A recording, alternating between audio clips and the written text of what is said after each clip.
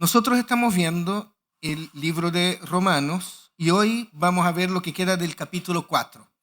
Vamos a ir del verso 13 hasta el 25. Así que les invito a que leamos Romanos 4, del 13 al 25. Usted puede acompañar en su Biblia o si no también está ahí en la pantalla. Pablo viene hablando, ¿verdad? Viene articulando, argumentando a los judíos respecto al tema de la fe y las obras. Y el domingo pasado, ¿se acuerdan? Estuvo hablando de Abraham, de David, y aquí él sigue bajo esta lógica. Dice así la palabra del Señor. En efecto, no fue mediante la ley como Abraham y su descendencia recibieron la promesa de que él sería heredero del mundo, sino mediante la fe, la cual se le tomó en cuenta como justicia. Porque si los que viven por la ley fueran los herederos, entonces la fe no tendría ya ningún valor y la promesa no serviría de nada. La ley, en efecto, dice el apóstol, trae castigo.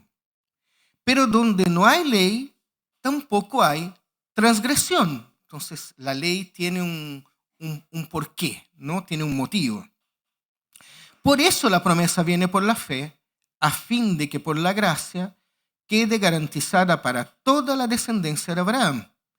Esta promesa no es solo para los que son de la ley, sino para los que son también de la fe de Abraham, quien es el Padre que tenemos en común, Padre de todos nosotros, en común delante de Dios, tal como está escrito. Te he confirmado como Padre de muchas naciones. Así que Abraham creyó en el Dios que da vida a los muertos y que llama las cosas que no son como si ya existieran. Contra toda esperanza, Abraham creyó y esperó, y de este modo llegó a ser padre de muchas naciones, tal como se le había dicho, así de numerosa será tu descendencia. Su fe no se debilitó, aunque reconocía que su cuerpo estaba como muerto, pues ya tenía unos 100 años y que también estaba muerta la matriz de Sara, la esposa de él, ¿no? Ante la promesa de Dios, no dudó como un incrédulo, sino que se reafirmó en su fe y dio gloria a Dios, plenamente convencido de que Dios tenía poder para cumplir lo que había prometido. Por eso se le tomó en cuenta su fe como justicia. Y esto de que se le tomó en cuenta no se escribió solo para Abraham, sino también para nosotros. Dios tomará en cuenta nuestra fe como justicia, pues creemos en aquel que levantó de entre los muertos a Jesús nuestro Señor. Él fue entregado a la muerte por nuestros pecados y resucitó para nuestra justificación.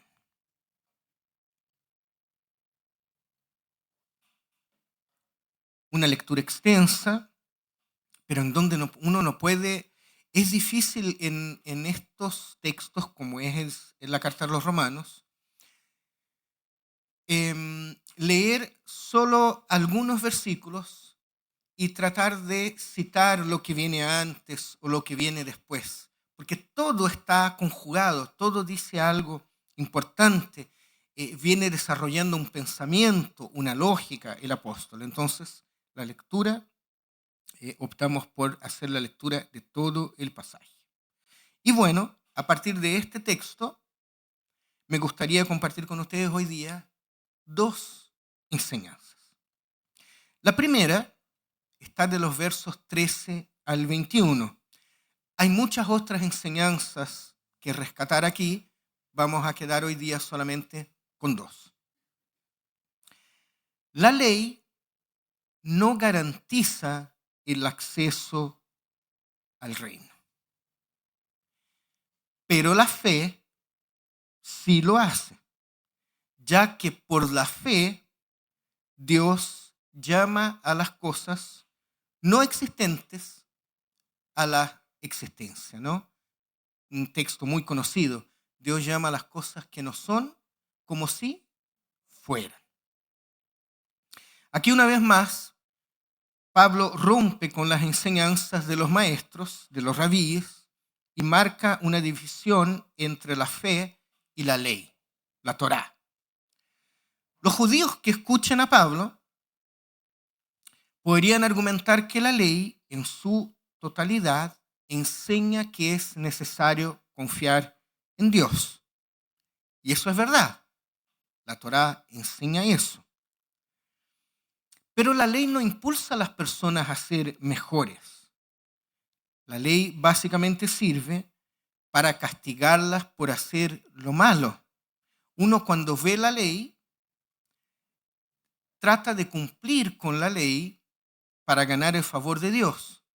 Pero lo contrario también, cuando no cumplo con ella, espero un castigo de parte de Dios. Nadie cuestiona eso, porque la desobediencia a los mandamientos siempre implica un castigo. En el verso 16, Pablo una vez más insiste en la absoluta importancia de la fe como un único medio de salvación.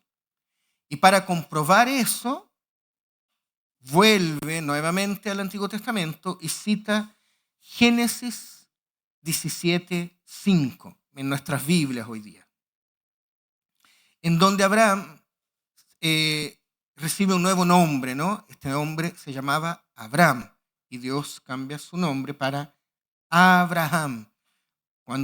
Y eso pasa cuando Dios confirma que él va a ser padre de muchas naciones. Los judíos quizás hayan usado este versículo de Génesis con la intención de afirmar que Abraham fue el progenitor de muchas naciones, empezando por los descendientes de Ismael. Pero para el apóstol, versículo 16, él es padre de ¿quiénes? De todos nosotros, de todos los que creyeron en Dios. Abraham es el padre que tenemos en común todos los cristianos, en realidad. Y eso es así porque su fe, su esperanza, la esperanza de Abraham, estaba puesta en el único Dios creador. Dice el versículo que da vida a los muertos y que llama las cosas que no son como si ya existieran. ¿Habían escuchado este versículo antes, esta expresión? Sí, ¿verdad? Me gustaría detenerme un momento aquí, al final del verso 17. Esa afirmación de Pablo muchas veces ha sido mal usada en nuestras iglesias para enseñar, valga la redundancia, una falsa enseñanza. Se nos ha dicho algunas veces, basado en este verso, al final de este verso, que nosotros debemos simplemente vivir la vida confiados en Dios, de que Él tiene que responder como nosotros esperamos o como nosotros queremos. Si es que nosotros tenemos fe. ¿Somos personas de fe? Sí, porque creemos en Dios y creemos en Jesucristo. Pero entonces se nos ha enseñado que si tenemos fe, podemos actuar de determinada manera porque Dios es el que llama las cosas que no son como si fueran. Entonces muchos, la verdad, andan enseñando a las personas a que deben decretar. Porque cuando decretamos, estamos actuando en fe. ¿Se fijan? Entonces, como las palabras tienen poder, no podemos decir cosas malas, sino que solo cosas buenas. como si de tanto decir cosas buenas tendrían que pasar porque Dios tiene que hacerlas. Porque total Dios es el que llama las cosas que no son como si fuera. Entonces, cuando decretamos, estamos llamando lo que todavía no es como si fuera. Y hay personas que basadas en esa teología, y perdón que usen esta expresión, pero personas han sido enseñadas muchas veces, basadas en esa teología satánica, que han, por ejemplo, dejado de medicar a sus hijos. Porque medicar a los hijos sería entonces falta de fe. Y si no lo medico, no medico a mi hijo porque si lo medico, Dios no lo va a sanar. Porque estoy actuando falto de fe. Tengo que tener fe de que Dios lo va a sanar. Y si tengo fe que Dios lo va a sanar, no puedo medicarlo porque sería contrario, ¿no? Si lo medico, Dios no va a actuar. O compran algo que no pueden pagar, confiados en que Dios después va a hacer el dinero aparecer de alguna manera, ¿no? Pero tengo que actuar en fe. No actuar así sería fallar a Dios. Entonces va a la concesionaria, va a la tienda de vehículos y decreta que el auto 0 kilómetros que le gusta va a ser suyo. Y lo compra por fe. Total, Dios después tiene algo hará, ¿no?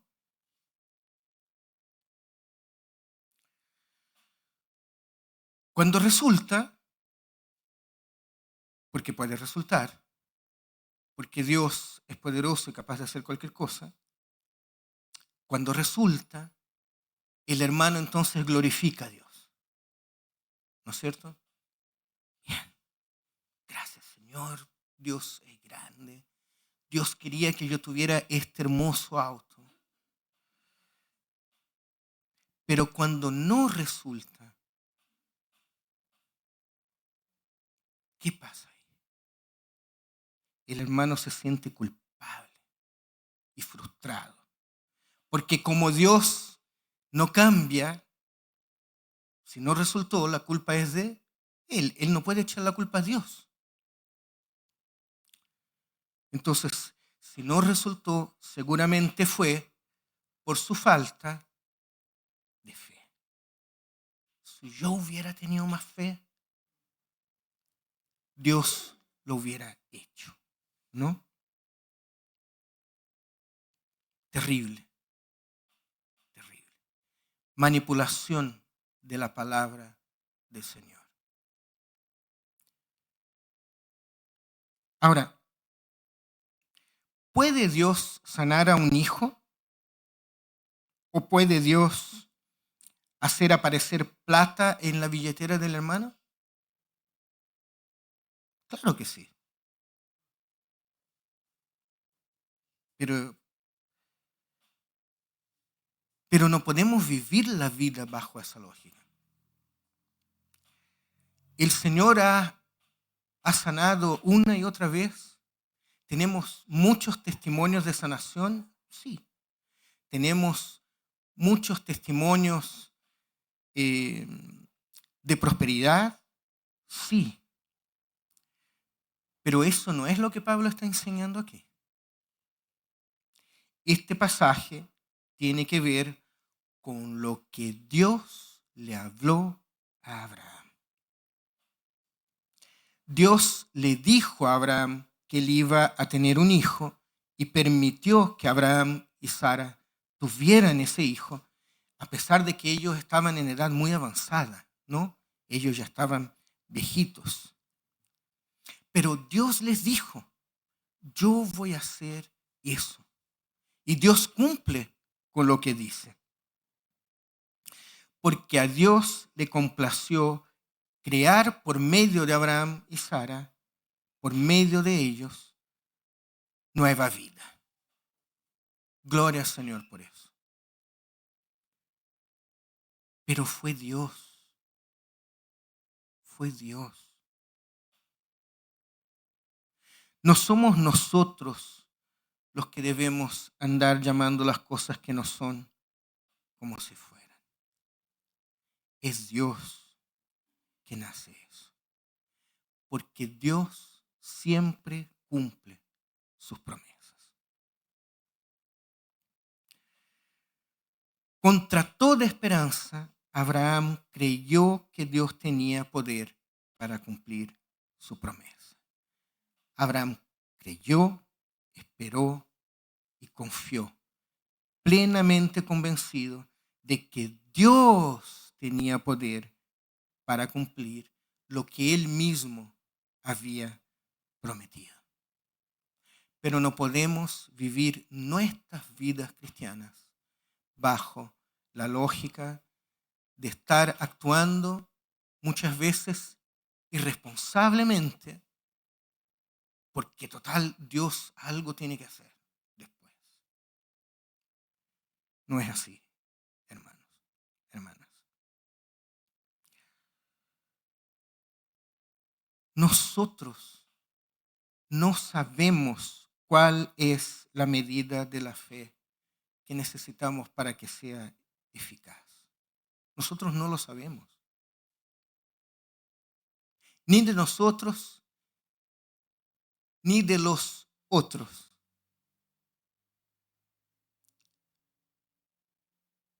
¿Cuántas veces nos hemos equivocado y dicho a otras personas que ya están en el suelo, que ya están derribadas, que ya están sufriendo? Y nosotros le decimos, pero es que le faltó fe, hermano. Le faltó fe, hermana querida. Debiera haber orado más. Y la hermana que ya está pasando por una situación terrible, más culpable se siente, ¿no? Más frustración siente. No es así. Nosotros no sabemos la medida de fe que necesitamos para que sea eficaz. No sé de mí, tampoco lo sé de ustedes. Pero eso no importa, la verdad. Porque lo que importa es la medida del poder de Dios en quien nosotros confiamos. Confiamos en Dios porque sabemos que Él es poderoso para hacer cualquier cosa. Eso sí, eso sí. Eso es fe, confiar en Dios. Pero no actuar de manera irresponsable esperando a que simplemente Dios se haga cargo de nuestras irresponsabilidades.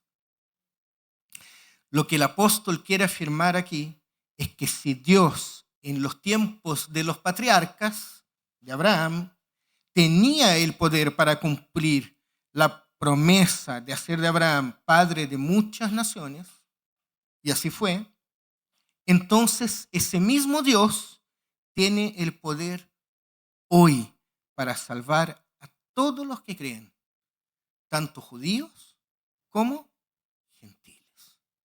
Eso es lo que está enseñando el texto. Y la segunda enseñanza de hoy va del verso 22 al 25. Y es que la fe es un acto radical de confianza.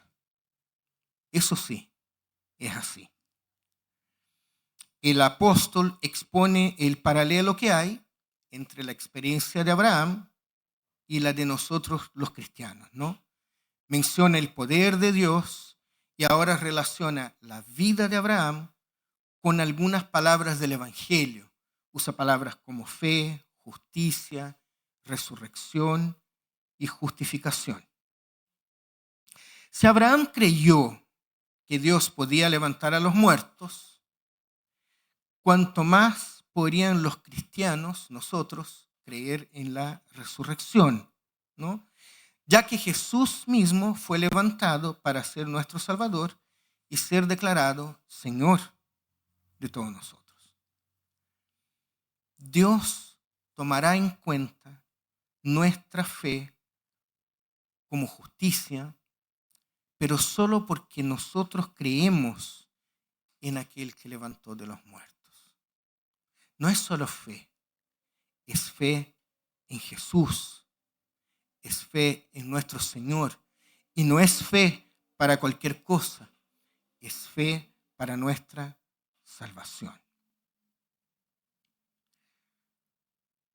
Por eso vivimos, hermanos y hermanas.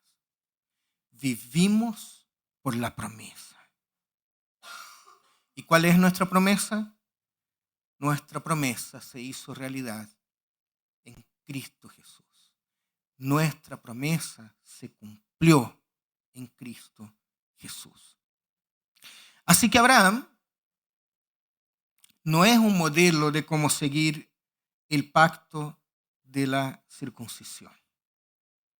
Abraham es un modelo de cómo las personas de su tiempo y de nuestro tiempo, judíos o gentiles, llegan a Dios por creer en Jesús.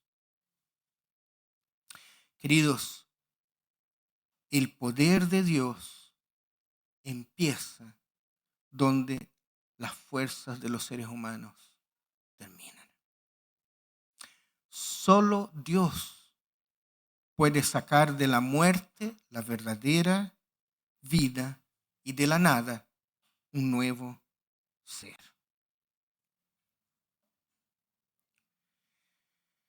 ¿Les digo cuál es el mayor de todos los milagros? El mayor de todos los milagros es que un hombre pecador se torne un hombre justo. Y eso solo Dios lo puede hacer. Amén. Para Abraham no había esperanza humana.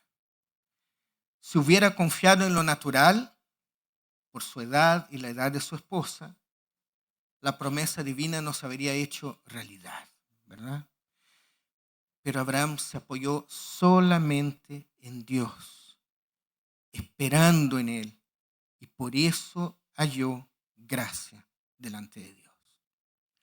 Los pensamientos sobre su edad o la edad de Sara no fueron mayores que su fe.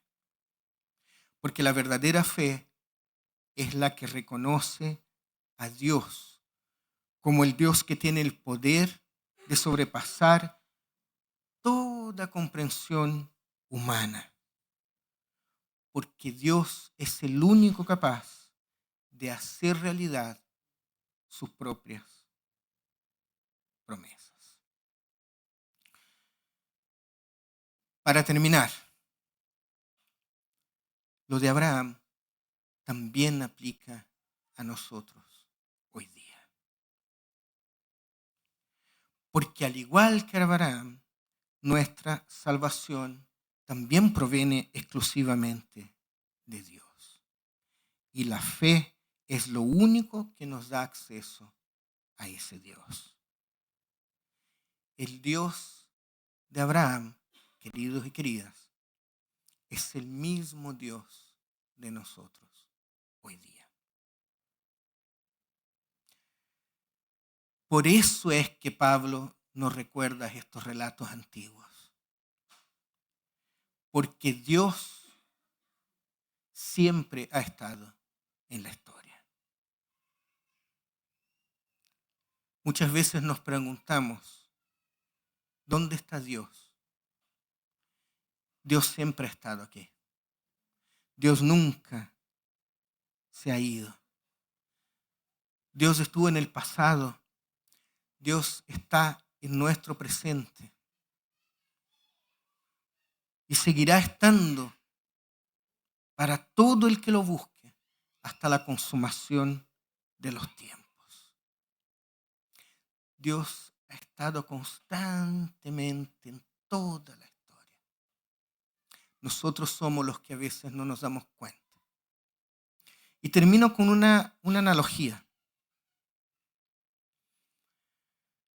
La vida muchas veces es como una gran línea de tren, un gran riel muy grande, que parte aquí y termina acá. La vida de cada uno de nosotros.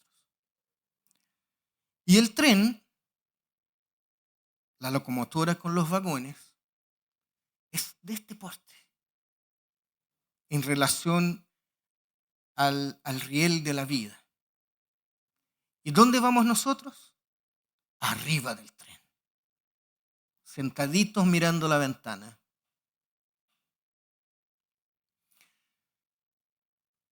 Nosotros no conocemos el camino.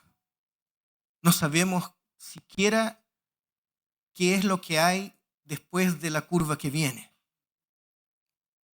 Y entonces de repente el tren hace una curva muy cerrada y nosotros que vamos adentro nos asustamos porque parecía que se iba a descarrilar y no lo hizo. Y vamos arriba del tren. Y en algún momento del camino hay una tempestad y entramos en esa tempestad. Y el viento sopla y la lluvia recia y nosotros vamos adentro del tren así como, ay, esto se va. Aquí se va a terminar todo. Aquí va a haber un accidente, aquí me voy a morir, aquí todo va a terminar. Y de repente se van las nubes y sale el sol y seguimos el viaje. Y así vivimos la vida. Arriba de ese tren que avanza por ese riel. No sabemos nada del futuro. Conocemos el pasado. ¿Se recuerdan todos los problemas y situaciones difíciles que han vivido en sus vidas? Sí, ¿verdad? ¿Saben lo que será del día de mañana? No. Pero el dueño del riel, el dueño de todo el viaje, es Dios. Él sí conoce todo el camino. Él sí ve todo, todas las curvas, el temporal, las piedras. Él ve todo. Él te crió. Cuando partió el viaje de ese tren, Él estaba ahí. Y cuando tu viaje llegue al final, cuando nuestro viaje llegue acá y se detenga el tren, porque el tren de todos nosotros se va a detener algún día, cuando llegue al final el tren, ahí también va a estar el Señor. Nosotros no conocemos el camino. Él siempre lo conoció. Él vio todo macro, de lejos. ¿Se fijan? Somos nosotros los que vamos arriba del tren, muchas veces asustados por el camino. Pero el Señor de la historia es el Señor de la historia. Y mi invitación hoy día es que Él sea el Señor de tu historia, de la historia de cada uno de ustedes, de la historia de cada uno de nosotros. Miramos atrás, miramos el texto de Pablo que ya tiene 2000 años. Y cuando lo leemos, Pablo nos lleva más atrás y nos cuenta de Abraham. Aquí estamos nosotros, miles de años después, recordando la historia, aprendiendo de la historia y viviendo con fe, confiados en el Dios de la historia. Viva confiado en el Dios de la historia. Porque Él es el dueño de todo. Él es Señor de toda la tierra. Él conoce, sí, todas las cosas. Amén. Amén. Vamos a orar. Buen Dios y Padre Celestial,